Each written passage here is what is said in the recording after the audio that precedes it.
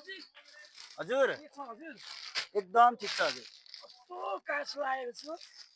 काठ नलाग्ने बक्सर र पेन्टी किन्नु।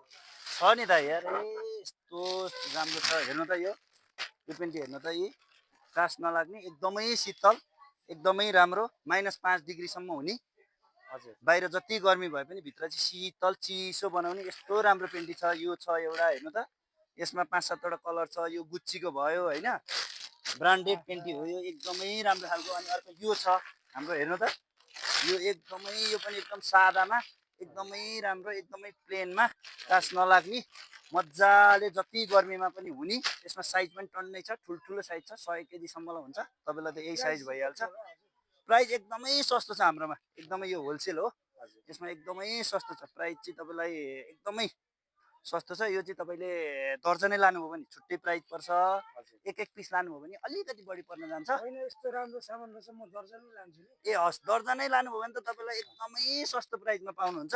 दर्जनै लानुभयो भने तपाईँलाई एक पिसको 140 मात्रै पर्छ जम्मा। ल त सरजी एकदम धन्यवाद छ। पाउने ठाउँमै आएछु म त। सही ठाउँमा आउनुभयो नि तपाईँ दादा। प्रभु ल हस्, हालिदिउँ यही एक प्याकेट हालिदिउँ। हुन्छ हुन्छ ए हस् है त, मैले यही प्याकिङ गरिदिएँ ल हजुरको लागि। ल यही एक प्याकेट खोलेरै हालिदिउँ है। खोलेरै हाल ल। यो हजुरको चाहिँ ल यो सामान ल हस्।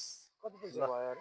यो हजुरको भयो 12 × 140 गर्दाखेरि जम्मा 1680 भयो, 1650 मात्रै दिनु। त्यसमा नि तपाईँलाई 30 रुपियाँ डिस्काउन्ट। हस् हुन्छ हस् धन्यवाद। ल। ओहो ठुल्ठुलै नोट रहेछ। ल ठिक छ।